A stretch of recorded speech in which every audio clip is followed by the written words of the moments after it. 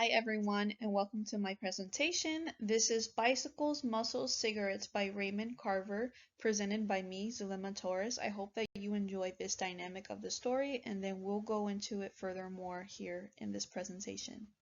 One of the main story aspects that I noticed from the get-go was the setting and the details. For instance, they set the tone for the story. An example is Hamilton opened the front door. It was already dark. It was early in November and the days were short and cool. So from the start, we know that, hey, there's something that's going to happen.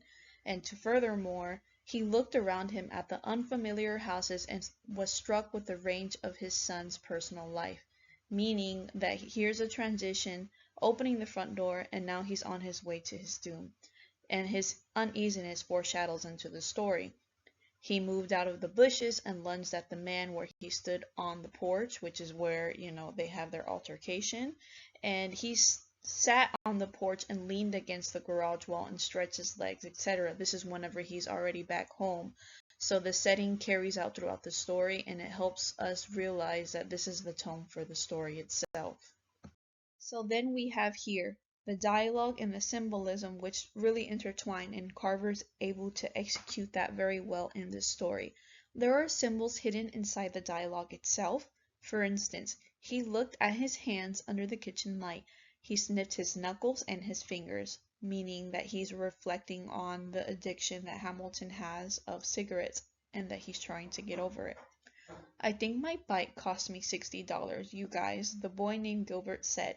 You can pay me for it. This bike centers all around the acute tension of the story and how this bike ultimately brings everyone together and makes everything fall apart. Once is too much, Hamilton said. Once is too many times, Roger. I'm surprised and disappointed in you.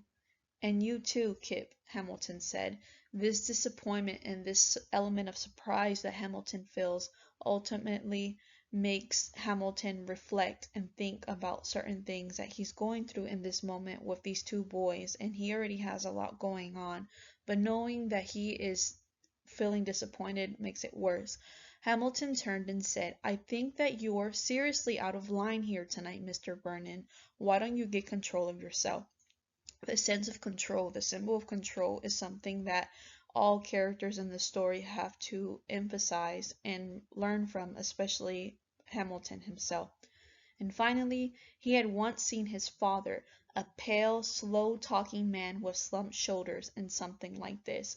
And Hamilton has to reflect and look at himself and say, wow, I'm just mimicking the behaviors that my father had done, and he's doing it to himself, and his child is seeing it. So it's just kind of like this generational sort of father and son conflict that we see here as well in this symbol.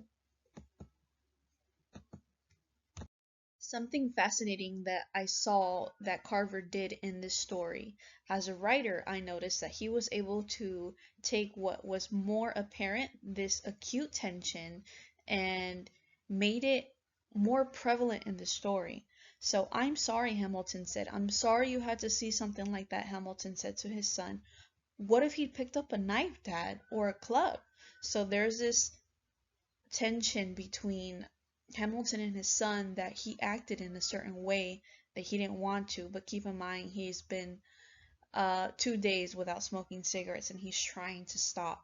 And then Hamilton reflects internally, which is our chronic tension here in the story, in which the first paragraph foreshadows it had been 2 days since Evan Hamilton had stopped smoking, and it seemed to him everything he'd thought for the last 2 days somehow suggested cigarettes. So it's fascinating how Hamilton is in this space of where he wants to do better for himself, but it feels like everything is tumbling down. And I think that's what Carver executed the best in the story. So, my discussion question for this story is a story more effective when the main character's internal struggles are non-prevalent? Why or why not? And this just goes back to Hamilton's scenario in this story about his internal struggles not being prevalent. And did that feel more effective to you as a writer? And finally, our writing exercise in a paragraph or two, and the point of view of someone that you do not relate to, the main character is internally battling something. So On top of that, however, add a conflict in which someone they love brought them into it and they had to solve it, which is exactly what's kind of happened in this story itself. Other than that, that's the end of my presentation, and I hope you enjoyed it. Thank you for taking the time out, and I hope that you enjoyed this story.